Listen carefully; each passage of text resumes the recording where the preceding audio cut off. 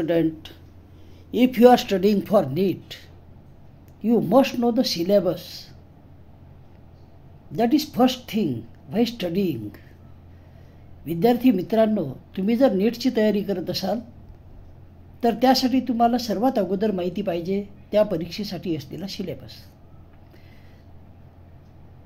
According to letter by NMC on 6th October 2023, NEET syllabus of biology we are going to learn here. बायोलॉजीचा syllabus जो 6 October 2023च्या पत्रानुसार NMCचे आहे तो आपण या ठिकाणी पाहणार आहोत. हा सिलेबस 2024साठी होता आणि हाच सिलेबस अगदी थोड्याफार फरकाने 2025-26 मध्ये सुद्धा राहील. झालेच तर मामूली बदल होतील, जे बदल तुम्हाला नंतर कळवले जातील. तर पहा विद्यार्थी मित्रांनो, एकंदरीत 10 युनिट आहेत आणि या 10 युनिटपैकी फर्स्ट युनिट जे आहे, युनिट फर्स्ट, त्याचं नाव आहे डायव्हर्सिटी इन लिव्हिंग वर्ल्ड. यामध्ये आपल्याला काय काय स्टडी करायचं, तर यामध्ये स्टडी करायचं आपल्याला what is living, biodiversity, need for classification, taxonomy and systematic, concept of species and taxonomical hierarchy, binomial nomenclature, 5 kingdom classification.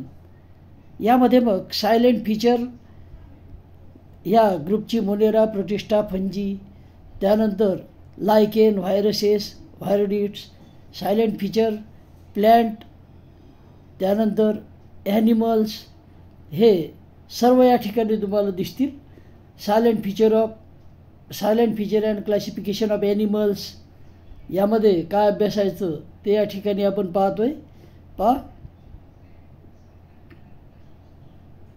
आणि त्यानंतर आहे युनिट 2. युनिट 1 मध्ये परत एकदा तुम्ही इथे पाहू शकता काय काय अभ्यासायचं आहे ते. You can observe here. And after that unit 2. Unit 2 is structural organization in animal and plant. In this topic we will study, or you want to study, morphology and modification, tissues, anatomy and function of different parts of flowering plant. यामध्ये काय काय अभ्यासायचं ते तुम्हाला दिसते समोर इथे स्क्रीनवर. You can observe that anatomy and function of different पार्ट्समध्ये. त्यानंतर प्लॅन्ट फॅमिलीज अभ्यासायचे आपल्याला.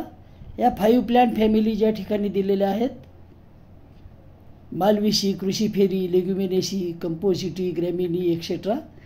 त्यानंतर अभ्यासायचा ॲनिमल टिश्यू, त्याची morphology, anatomy and function of different system. You can observe here.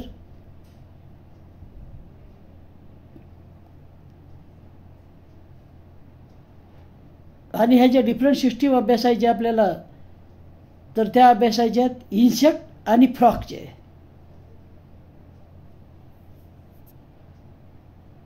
त्यानंतर आहे unit 3.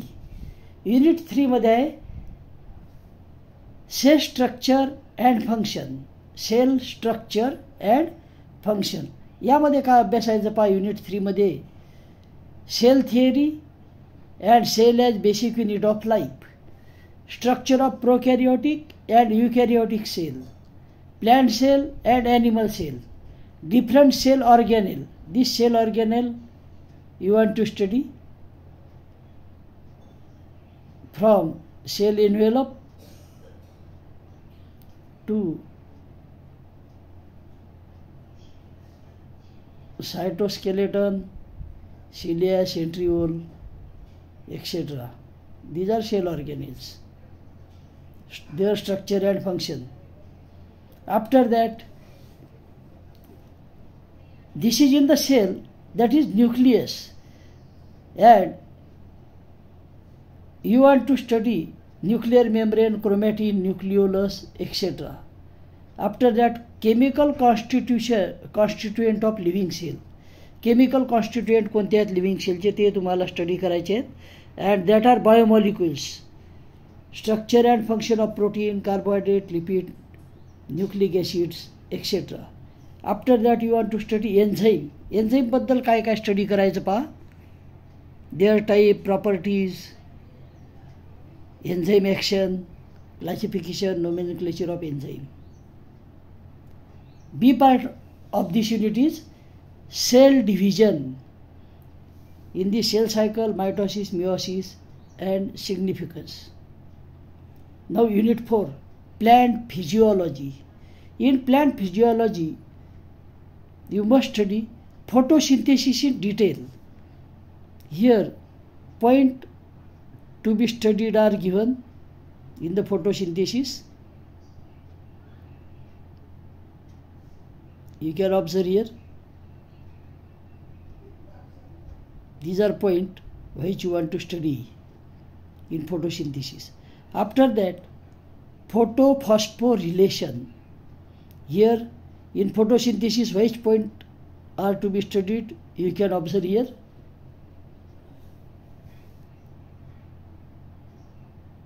After that, photophosphorylation, chemiosmotic hypothesis, photorespiration C3, C4,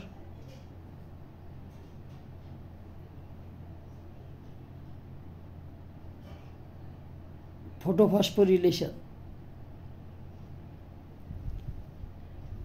After that, respiration. Next point is respiration. In respiration, you want to study exchange of gases, cellular respiration, glycolysis, etc. Aerobic and anaerobic respiration, you want to study. In aerobic respiration, TCA cycle, electron transport, number of ATP molecule generated, amphibolic pathway, respiratory quotient. Plant growth and development. In plant growth and development, you want to study seed germination, phases of plant growth rate, condition of growth, differentiation, de-differentiation, and re-differentiation, sequence of developmental process in plant cell. And after that, our next topic from this unit is growth regulators. Euxin, gibberellin, cytokinin, and ethylene, ABA. These are growth regulator you want to study.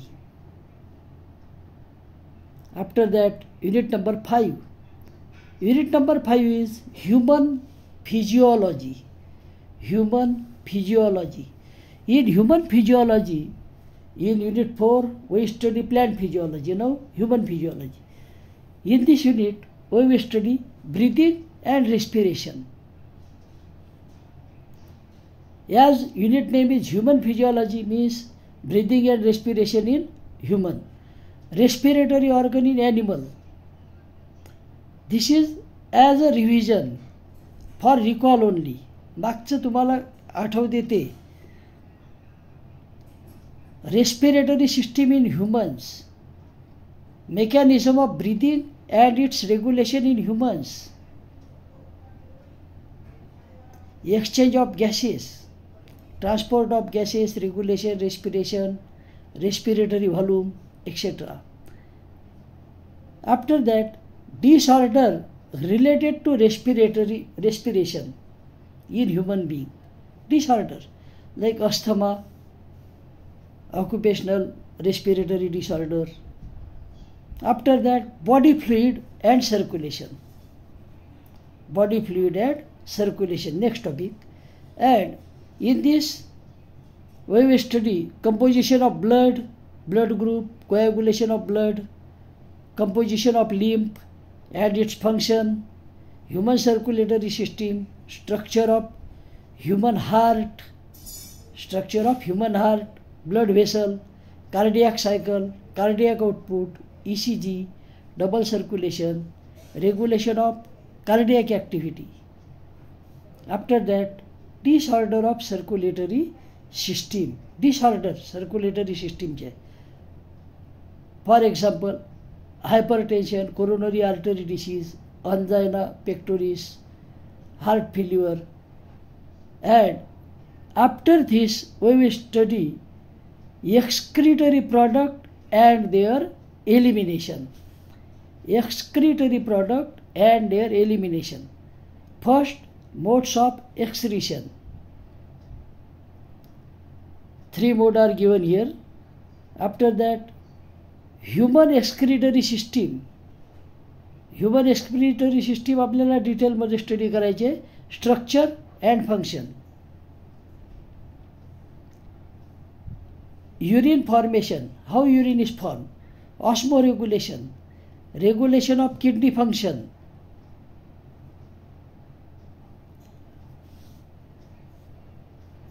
Regulation of kidney function. Kidney फंक्शनमध्ये काय काय study करायचं ते या ठिकाणी दिलेलं आहे. त्यानंतर role of other organ in excretion. Other ऑर्गनमध्ये अदर ऑर्गन काय रोल करतात एक्सक्रिशनमध्ये ते सुद्धा पाहायचं. त्यानंतर डिसऑर्डर, युरेमिया, रिनल फेल्युअर सारख्या डिसऑर्डर जे आहेत त्याबद्दल स्टडी करायची आहे. त्यानंतर त्यावर उपाय, किडनी फेल्युअर वगैरे झालं असेल तर डायलिसिस, आर्टिफिशियल किडनी, ह्या डिसऑर्डरवरचे उपाय वगैरे आहेत. त्यानंतरचा टॉपिक आहे locomotion and movement. Locomotion and movement, ह्यामध्ये टाईप ऑफ मूवमेंट, वेगवेगळे प्रकार मूवमेंटचे. त्यानंतर skeletal system and its function. Skeletal system आणि त्याचं फंक्शन आपल्याला स्टडी करायचं आहे. त्यानंतर जॉईंट्स, वेगवेगळ्या प्रकारचे जॉईंट्स जे स्केलेटलमध्ये असतात ते. त्यानंतर disorder of muscular and skeletal system. Muscular आणि skeletal सिस्टीममधले disorder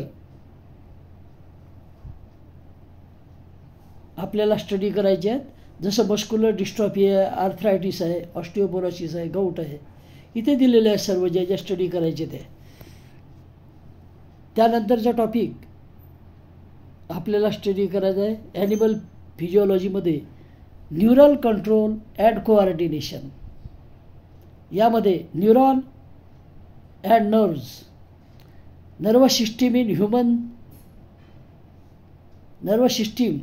human being, that is central nervous system, peripheral nervous system and visceral nervous system. Generation and conduction of nerve impulse, हे सर्व आपल्याला स्टडी करायचं आहे नर्वस सिस्टीममध्ये, human nervous सिस्टीममध्ये. त्यानंतर chemical coordination and regulation. Chemical coordination and रेग्युलेशनमध्ये endocrine glands and hormone आपल्याला स्टडी करायचे आहेत. ह्युमन एंडोक्राइन सिस्टीम यामध्ये स्टडी करायची. ह्युमन एंडोक्राइन सिस्टीम, ह्या ज्या एंडोक्राइन ग्लँड आहेत यामध्ये आपल्याला स्टडी करायच्या. त्यानंतर role of hormone as messenger and regulator. या हार्मोनचा जो रोल आहे मेसेंजर आणि रेग्युलेटर म्हणून तो सुद्धा स्टडी करायचा आहे. त्यानंतर हायपो and hyper activity and related disorder. हायपो and hyper activity she related ज्या डिसऑर्डर आहेत त्या स्टडी करायच्या आहेत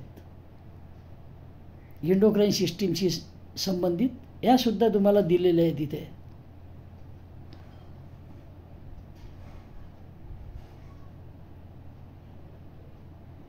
इम्पॉर्टंट नोट या ठिकाणी दिलेलं आहे. Diseases and disorder mentioned above to be dealt in brief. हे जे डिसीजेस आहेत हे ब्रीफमध्ये स्टडी तुम्हाला करायचे आहेत. त्यानंतर unit number 6, number of this name of this unit is reproduction. Reproduction आणि यामधला फर्स्ट टॉपिक आहे sexual reproduction in flowering plant. Sexual reproduction in flowering plant यामध्ये सर्वात अगोदर स्टडी करायचं स्ट्रक्चर ऑफ फ्लॉवर और flower structure, development of male and female gametophyte, pollination type etcetera, outbreeding devices, pollen pistil interaction, double fertilization, post fertilization event, development of endosperm and embryo, development of seed and formation of fruit, special modes, apomixis, parthenocarpy, polyembryony etcetera, and significance of seed and fruit formation. हे सर्व आपल्याला sexual reproduction in flowering plant या टॉपिकमध्ये study करायचं आहे. Sexual reproduction in flowering plant हे सर्व point डिटेलमध्ये स्टडी करायचे आहेत. त्यानंतर आहे ह्युमन रिप्रोडक्शन. ह्युमन रिप्रोडक्शन या टॉपिकमध्ये आपल्याला स्टडी करायचं male and female reproductive system, microscopic anatomy of testes and ovary, gametogenesis. त्यानंतर fertilization, embryo development up to blastocyst formation, implantation, pregnancy and placenta formation, parturition, lactation. हे सर्व point आपल्याला study करायचे आहेत human रिप्रोडक्शनमध्ये. आणि त्यानंतर स्टडी करायचं reproductive health. Need for reproductive health and prevention of sexually transmitted diseases, STD. त्यानंतरचा point आहे बर्थ कंट्रोल, त्याची नीड आणि method, contraception and medical, termination of pregnancy, MTP. त्यानंतर infertility and assisted reproductive technology, IVF, ZIFT, JIFT. याच्या elementary idea ह्या general अवेअरनेससाठी आपल्याला असल्या पाहिजे म्हणून ते स्टडी करायचे आहेत. हे सर्व स्टडी करायचं आपल्याला ह्युमन रिप्रोडक्टिव्ह सिस्टीममध्ये. ह्युमन रिप्रोडक्टिव्ह सिस्टीम और ह्युमन रिप्रोडक्शन पहा, human reproduction, male female reproductive system आणि हे सर्व पॉईंट यामध्ये डिटेलमध्ये तुम्हाला स्टडी करायचे आहेत. आणि त्यानंतर आहे unit number 7 genetics and evolution. यामध्ये स्टडी करायचे पॉईंट आहेत हेरिडिटी अँड व्हेरिएशन. यामध्ये आहे Mendelian inheritance, deviation from Mendelian, incomplete dominance, codominance वगैरे. त्यानंतर chromosome theory of inheritance, chromosome and genes, sex determination in human, bird, honey bee, linkage and crossing over. हे सर्व आपल्याला यामध्ये स्टडी करायचं आहे इनहेरिटन्समध्ये. त्यानंतर sex link inheritance, haemophilia, colour blindness वगैरे. मेंडेलियन डिसऑर्डर इन ह्युमन, थॅलसेमियासारखे हे मेंडेलियन डिसऑर्डर म्हणून ओळखले जाणारे डिसऑर्डर आहेत. ह्यासुद्धा आपल्याला स्टडी करायचे आहेत. टर्नर्स अँड डाऊन सिंड्रोम वगैरे, नाइलफेल्टर सिंड्रोम. त्यानंतरचा टॉपिक स्टडी करायचा आपल्याला molecular basis of inheritance. Molecular basis, search for genetic material and DNA. या जेनेटिक मटेरियल DNA RNA बद्दलचा स्टडी यामध्ये आपल्याला करायचा आहे. सेंट्रल डोग्मा वगैरे, ट्रान्स्क्रिप्शन, जेनेटिक कोड, ट्रान्सलेशन हे सर्व या टॉपिकमध्ये. त्यानंतर lac operon, genome and human genome project, DNA fingerprinting, protein biosynthesis. त्यानंतरचा टॉपिक आहे इव्होल्युशन.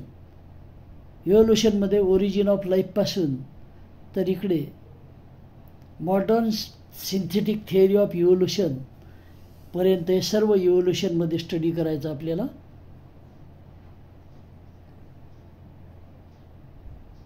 हे सर्व स्टडी करायचं आहे. त्यानंतर मेकॅनिझम ऑफ इव्होल्युशन, यामध्ये variation, mutation, recombination, natural selection with example हे स्टडी करायचं आहे. पहा, gene flow and genetic drift, आणि त्यानंतरचा टॉपिक स्टडी करायचा आहे रेडिएशन आणि ह्युमन इव्होल्युशन. ह्युमन इव्होल्युशनसुद्धा या टॉपिकमध्ये आपल्याला स्टडी करायचं आहे. आणि त्यानंतर आहे unit 8.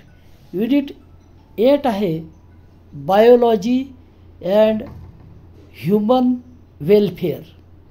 Biology and human welfare यामध्ये स्टडी करायचं आपल्याला health and diseases, pathogen, parasite causing human diseases, हे वेगवेगळे डिसीज तुम्हाला या ठिकाणी स्टडी करायचे आहेत. बायोलॉजी अँड ह्युमन वेलफेअरमध्ये हेल्थ अँड डिसीजेस, डेंग्यू, चिकनगुनियासुद्धा यामध्ये आहे, अमिबियासिस, एस्कॅरियासिस वगैरे तुम्हाला या ठिकाणी दिसेल. हेल्थ अँड डिसीजेसमध्ये हे एवढे डिसीज तुम्हाला स्टडी करायचे. त्यानंतर बेसिक कन्सेप्ट ऑफ इम्युनॉलॉजी, इम्युनॉलॉजीचे बेसिक कन्सेप्ट आपल्याला स्टडी करायचे. त्यामध्ये vaccine, cancer, HIV and AIDS, adolescence, drug, alcohol abuse, tobacco abuse हे सर्व स्टडी करायचं. त्यानंतर microbes in human welfare, human वेलफेअरमध्ये मायक्रोब्सची भूमिका,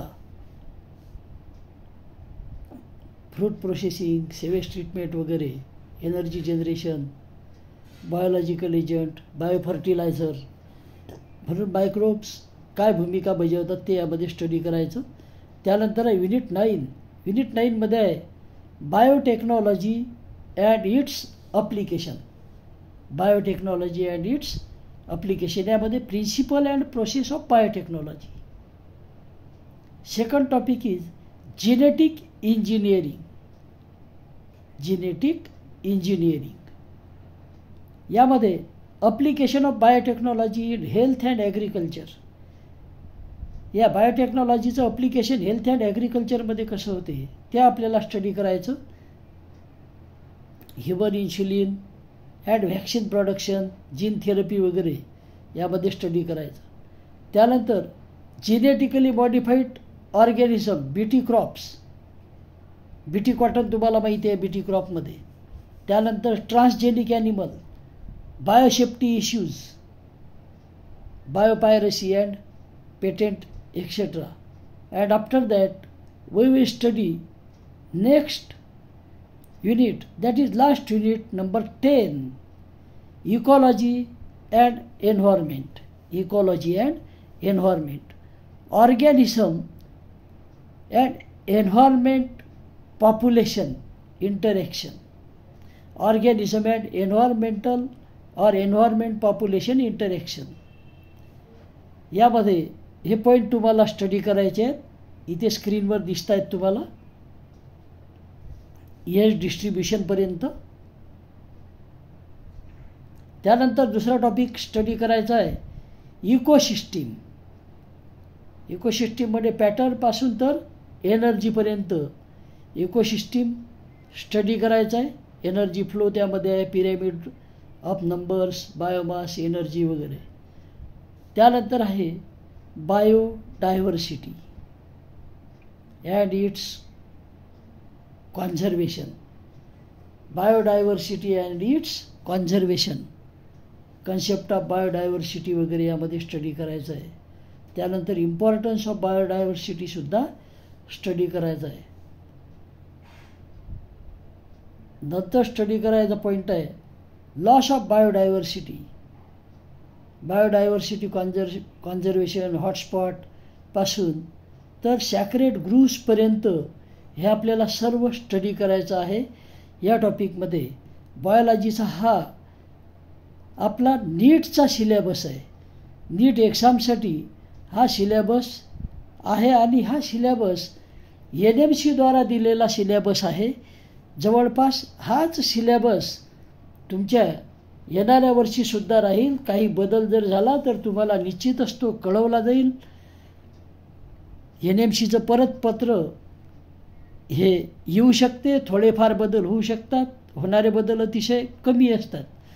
जर तुम्हाला फिजिक्स आणि केमिस्ट्रीचा सिलेबस पाहिजे असेल तर त्यासाठी कॉमेंट बॉक्समध्ये लिहा.